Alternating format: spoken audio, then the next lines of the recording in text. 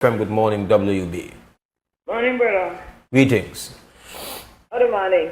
Oh man, another Tuesday morning, let's say, give thanks, man. Yeah, it's a bright, sunny Tuesday morning, so give I thanks. never said I hear you say wake up in the use this morning that I realized how forward thinking whoever it is that named this talk show, Wake Up Believe, was considering the woke culture years later in the United States. That just took me this morning when I heard the Wake Up Believe. So, now who named the show Wake Up Believe? I'm too modest to say. That you? Yeah. Respect, brother. Respect. Breathe. And I'm not for my best behavior when I go into the press conference today. I'm angry. And sometimes I feel okay for being angry and not monitor my emotions because raising was raised as something to be angry about. And I'm not into people, the lip service and I was shocked because I don't usually go to a press conference. So I don't used to start smoking Chester Williams because that's another reputation he had as the chief, as the commissioner of police. He had make nice. So I shocked when I get there and start smoking Chester Williams show. But respectful, controlling emotions. But I'm quite okay with my holleration. I'm my best behavior, but I'm making you good because I bet. You gone on bad, sister? I got like how we go on out the road. I don't business that before a press conference. Cause then they play we for fool at the press conference. And I met them no fool to talk, no fool not to listen. So I never happy. Anyway. But something slipped because I'm you know when you're emotional and I always pay attention to detail. But I bring this up right now. Two things happened. They calmly explained that like one of the requests that BBA wanted was for an increase in rates in short stops. So we checked Williams said and stand to be corrected. And he said, but for example, when you cross what I call the Evo Bridge and other people call by the colonizer name, the Halover Bridge, when you cross the Evo Bridge to Ladeville, like that was straight run. So that like, you know, like from Belize to today, I might have short stops, but after that, you don't have short stops. So the first question I asked them at the head table, well, introducing myself because I don't know who I know. But secondly, anyone want to ride the bus? And if you ride the bus, how often do you ride the bus? Do you think that was a relevant question, Mo? If the people that want to make policies about bus transportation and bus fares, I thought it was a logical question to ask if you ride the bus, do you?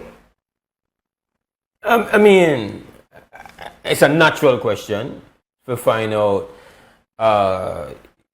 the familiarity, and I do believe that there is a reality where people get disconnected.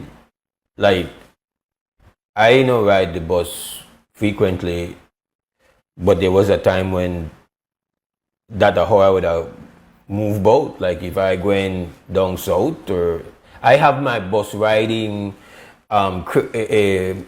credentials, and I have done that. I know I ride all the bus there coming up as a youth. That how you move boat. But that no means that I up to date on what the bus riding experience is right now. If you say jump on a bus and go to Guiga, or jump on a bus and say I go in Corozal, that's not something I do frequently anymore. But I have taken over the last years multiple runs coming out of Ladyville. I'm familiar with the Ladyville run and how that works. But I think it's important for people who are planning, designing, and implementing, for them to be very intimate. And you can have a very intimate understanding of what's going on the bus. You don't have to ride the bus. You could be very intentional in gathering feedback, very intentional in go and examining the buses, go to the terminals. You could put in the groundwork. Even if you're a high, big time official, you could have one level of familiarity. So, but what you're saying is you want to ensure that people who are designing, people who are administrating, that they're not doing so off on their own imagination and just to run like that, and they don't have familiarity, they don't have proximity, they don't have intimacy with this thing that they are designing. So, you know, the whole adage, who feels it knows it.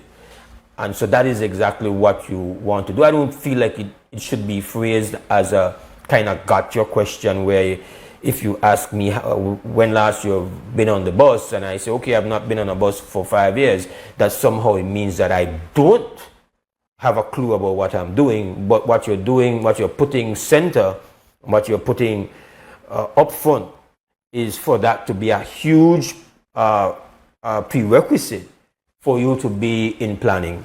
Familiarity, intimacy, and that is absolutely logical and proper. We want people who are making decisions based on being very familiar with what they are trying to improve. Okay, and then Mr. Williams said two things would indicate to me that how valid that question was. He said the run from Ladyville to Belize City, from Belize City to Ladyville or whatever, is $2.50. And he said that after the bus crossed over the Ibo-Akan Halover Creek Bridge, that pretty much one straight run. So I said, what's that? I kept the bus regularly from 2017 because everybody know I hosted to my sister. And it got from $2 to $2.25. I have never paid $2.50 for that Ladyville. So the fact that he gives that rate flag for me. And then secondly, I said, make I just tell your cars that since you're in a ride bus and I ride bus. Once the bus crossed over the Ibo-Akan Bridge, right at Onatale Halover Bridge, I say, people would have stopped at it right at the roundabout. As they pass the roundabout, somebody would get off it. People would have stopped at a car place, or our part, they have the cargo Pagoda Kikaka. People would have stopped there. People would have stopped where, I don't call it the court in the state. People would have stopped there. People would have stopped, they have one house by Ramon, with gardeners there. People would have stopped there. They stopped at the shipyard. People stopped at the shipyard. Yes. Yep. Yes. Okay. People would have stopped at the police checkpoint there. People stopped at airport cut off. What part? People stopped at airport cut off. Yes, but I'm going to lead up to airport cut off because he said that once the bus crossed the bridge, that pretty much state run, and I said to him again because of the ride bus, would clearly not only the ride bus regularly enough, on the data what they collect, not to reflect the truth. I want first to ride the bus. So I just say I paid $2.25, I don't pay $2.50, I only said at $2.50, and I didn't name all the stops where I said people stop often, but only the set on one straight run. So then it gets worse around. And this is the point where I missed, and that's why I had to bring it up now. Chester said, yeah, you're right. He said, owner shouldn't even pay $2.25 because there was no SI, which is what is required for bus rates to change.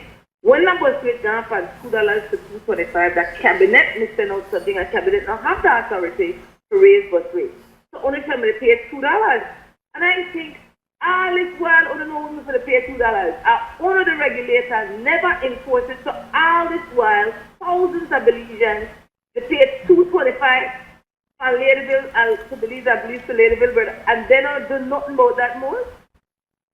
That's the way I sit down, pan. But that's why I think to call and bring this conversation back to say, no, that's just one example. No, I just kind of back up and leave it. So I never know that you and the CEO had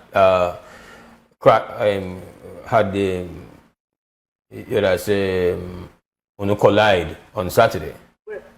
So the CEO, because the CEO and the minister, you know who I could be here when I get into my team, right? Yeah. So, but I just for the sake of back up and leave it, sister, I just to say. I never know that on a collide on Saturday. I said collide with the minister too. I don't put it on the record. All right. So I reached out to the CEO on Sunday and asked him to come on the show. But he agreed to come on this morning. I'm assuming he's going to come. So I want to have to tell him if he come, well, respect, because after I done, maybe you feel like maybe you feel that I decide I want to jump in on top of the collision too, no? I never know about the collision. Never know that you done gang and punch up people already. So, you know. I know you have the against this morning when I got here. Huh? I never know that he was getting against this morning either. Yeah, I never know that. so we ring up the man name. You know, but you know, he's a professional. He's a professional generally. You know, that not a person I have experience where you know, come across over the time that I've, come across petty, because I've been critical multiple times of. Not come across as when he was commissioner of police. He not come across as petty. Maybe petty. Okay. That's a different perspective of it. Okay, so when I think about huh? I think this. I know you usually go to press conference. So no. Hold up. When I say petty, like one thing I always give Mr. Williams, the CEO, former commissioner, credit for, is that as a public official, he has maintained a consistent record of availability. Mm-hmm. And even after, he would have a major collision with a journalist and push back and disagreement or whatever, I've not experienced where he then treats that person, like a whole and grudge in a so discernible way. I have had moments when I completely disagree with something he has said, his performance, he has done, and when we would meet, it was never a spirit where I felt, maybe the man they talk about me in the head, and maybe he talk about me when he goes elsewhere. I just to say, because I have experienced so much versions of pettiness, and I would have said very personal, malicious pettiness, where people,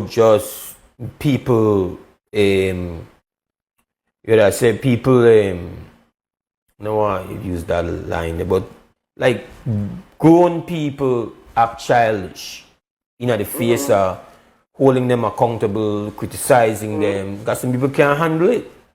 So that version of no pettiness where they talk about, if I have not experienced that, and I've never, despite, you just imagine that he know you're my sister and you punch him up Saturday, he's still okay if he come on the show, and never did respond immediately to my text and say he come. So I just feel like that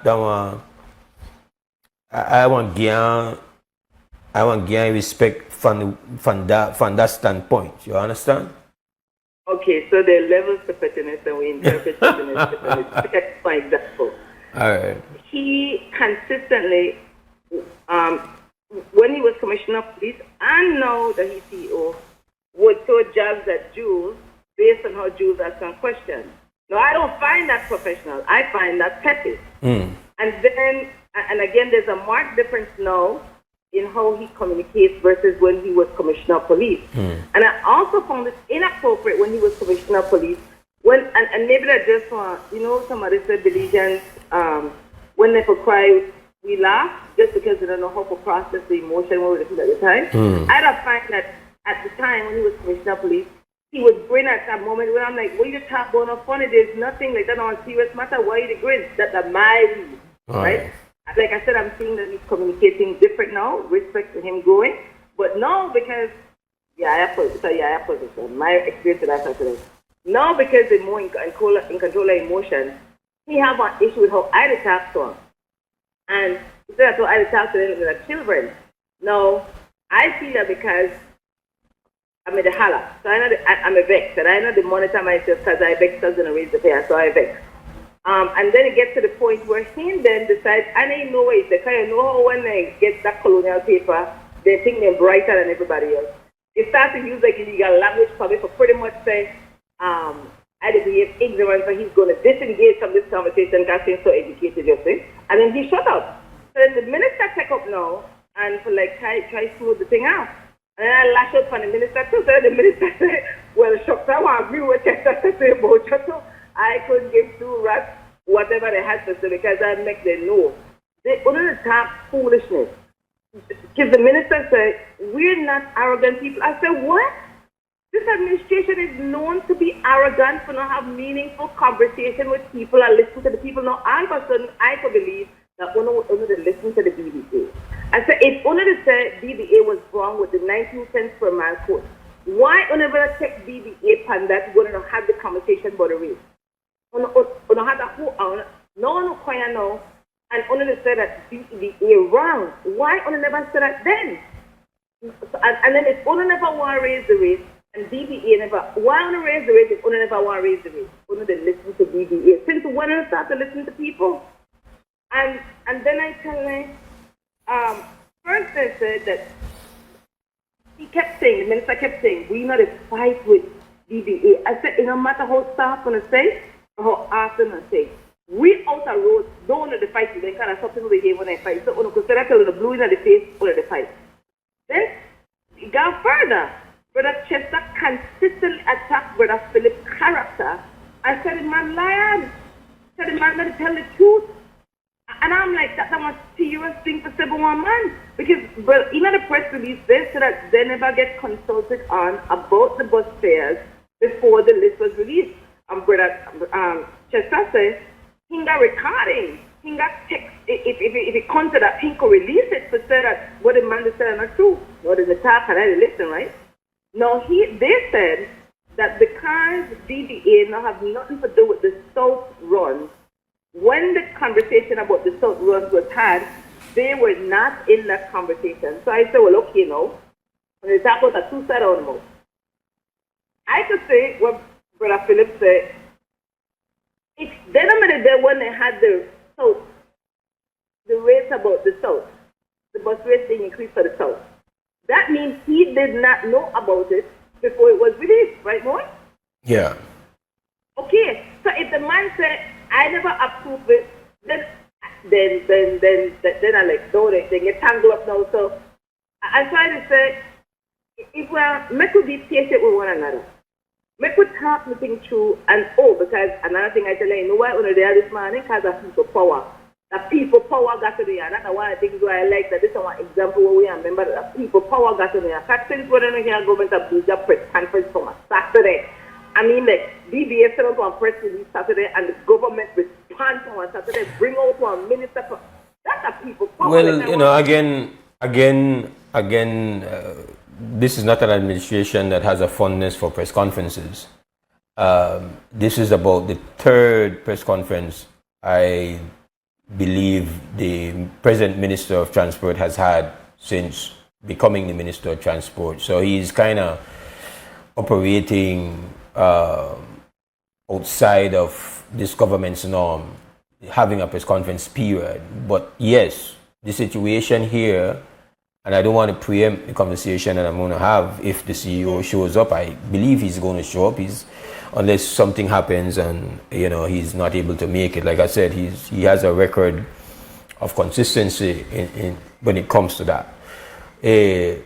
But the point has to be that their initial response to the BBA was dismissive and below what is required of what you would call the persons who are responsible for public transportation, period.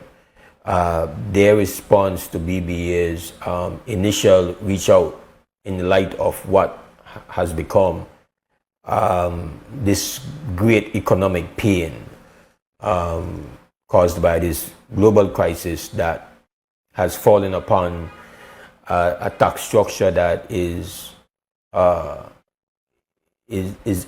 not suitable. It is not. It is and it's at its very base, it's skewed in a way that creates a jackpot for the government finances at the expense of incredible burden on the people, calamitous burden. So there's that going on, and BBA, they are feeling the pain of that. They reach out, and it is only after the BBA essentially said, well, we are going to shut down, that then they ended up having a situation where they were told, well, guess what, we're going to make a decision, we're going to discuss this at cabinet. So it required of the BBA the decision to say, listen, we are going to throw down the gauntlet, and obviously they knew that they were serious. And so that is really what I consider to be the beginning of the, well, not the beginning, but the way I said the failure. It's an absolute failure to engage in a way that demonstrated seriousness and was not personal or opportunistic. And I think that's where we have to engage right now.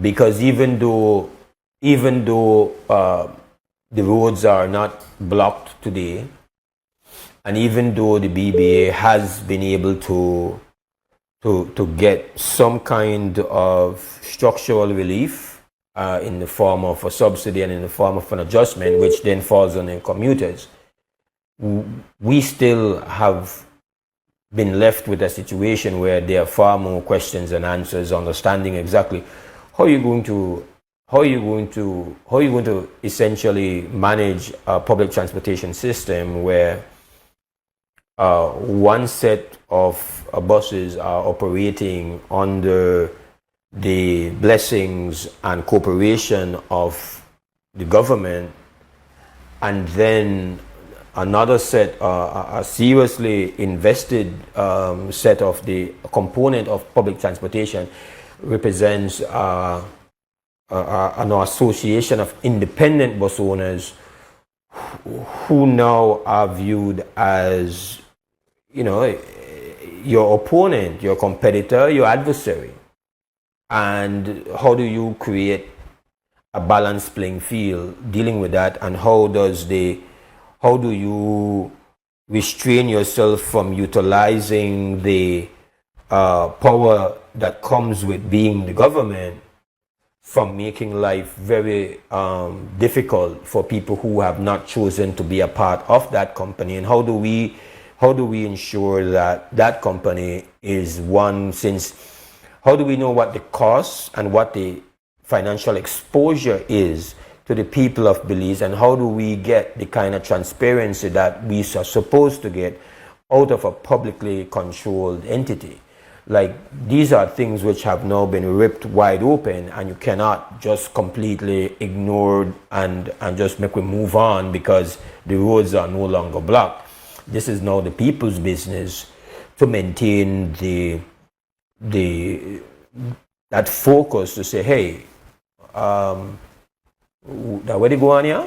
Like, we need to make this get unpacked clearly, and because we are still very exposed.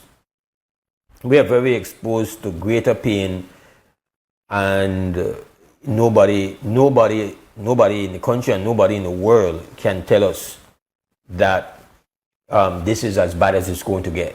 So there is great potential for it to get much worse, and I don't know that we have created a formula, any at all, as to how we ensure that the old formula, which is make pain run downhill, like that's the old formula with everything. The everyday people don't feel the worst side because that's how it rolls. The pain comes downhill. People want to make decisions, pricing going up. People want to fire people. Like, all of this is going to flow down. And what will be the form? What is the formula to ensure that we don't just look at this as kind of, well, the same old convenient scapegoat for pain? we cannot tolerate that. So that's the conversation and that we have to focus on right now. No, I took longer than I wanted to, sister, but I just felt it. You kind of pushed the conversation to the point we probably really have to get. We probably really need to get, because while I appreciate you kind of doing the play-by-play of what happened Saturday, just so that there is context here. There is a bigger matter going on right now. It's like we kind of zoomed in a little here, but we really need to have what they call the airplane view of what we are in and what we face as a nation. And I am very troubled by just how difficult just this one issue has become. And this is a single issue. David called in yesterday and he was right. He was saying, well, you guys, we have different class of people. Like, they are the only one set of people to face this reality. Like, where is the comprehensive conversation? And that is not being had. We've kind of worked through. It became a very explosive situation. Whenever a group of people feel like the only resort they have is to just put themselves physically on the line. Let me tell you something. When somebody decides that they're going to take a bus and block the highway, that decision is not a light one. When somebody reaches that point, it means that he or she has prepared themselves to be imprisoned, to be injured, and you cannot deny that there's always the potential for it to be even more deadly than that, because you are essentially confronting the state and prepared to confront everything the state has, including its enforcement arm. And we have the history to show that moments like that have become extremely violent. Life has been taken at Tower Hill.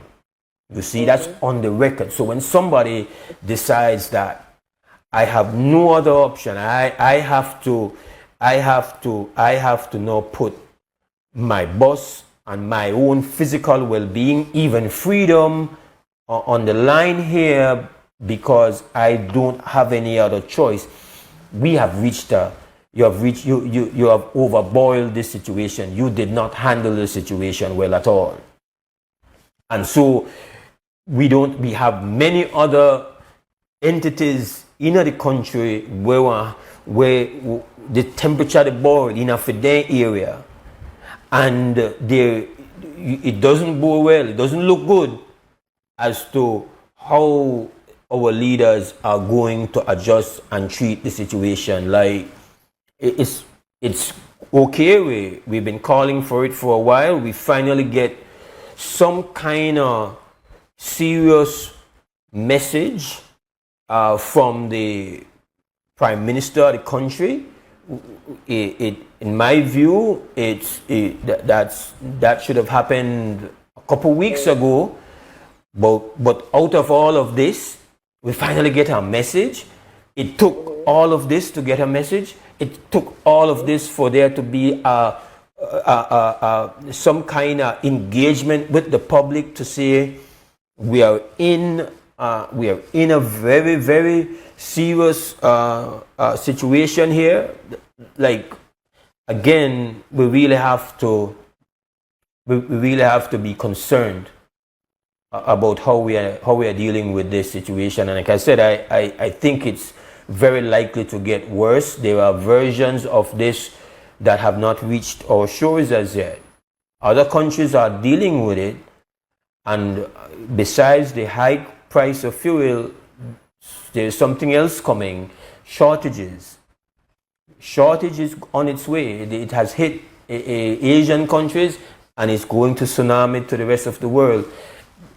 We need to be operating with that level of focus as to what's coming, and then to figure out how we protect, as same as how we were always concerned about protecting the vulnerable when the pandemic struck.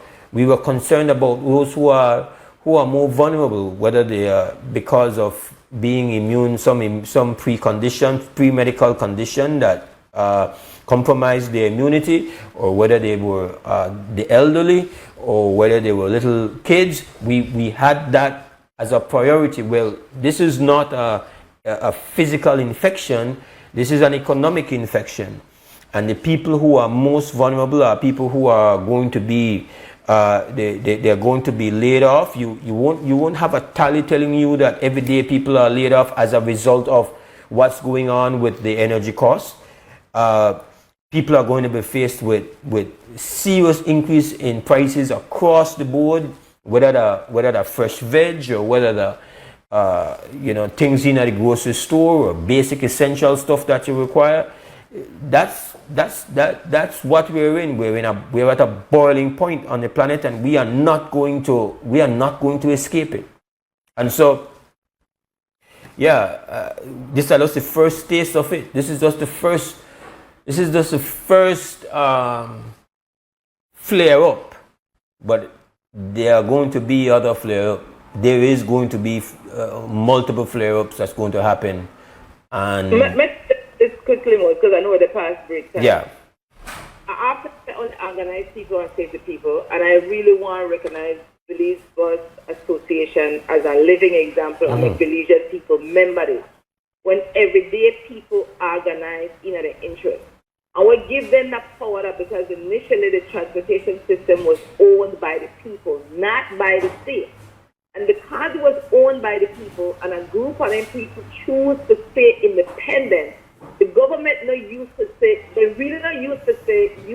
say one group of people will have leverage and power what could stand up against them. So because them bus owners got 80% of the northern one, they had to humble. Now, it is felt, and I hear it out the road, that they raise the fees hoping that, because they really want crumble BBA. Because they want to punish them. It's a whole, some people read out the road, they want to punish them, even though they say otherwise. They want to punish them for to remain independent and think for themselves and say, we want to stand up together, but away from our own. And that's why you're sitting in balance between, like what you said, the conflict. No, I never get that this is one PPP again, more that this is one public-private partnership, that the press conference, I didn't hear more details about the National Bus Company and the public-private partnership. We need to unpack that some more, that it's a public-private partnership. If we keep hearing 3 Ps, and we not get the full sense of what 3 Ps mean, and that's important. Last but not least, again, to show how tight DBA organized, that when Brother Philip, who's the president, wasn't available, Brother Fraser stepped right up as the vice president and just flowed with the conversation, was able to negotiate with the prime minister, and they had a grassroots people, there are people with no colonial paper call degrees.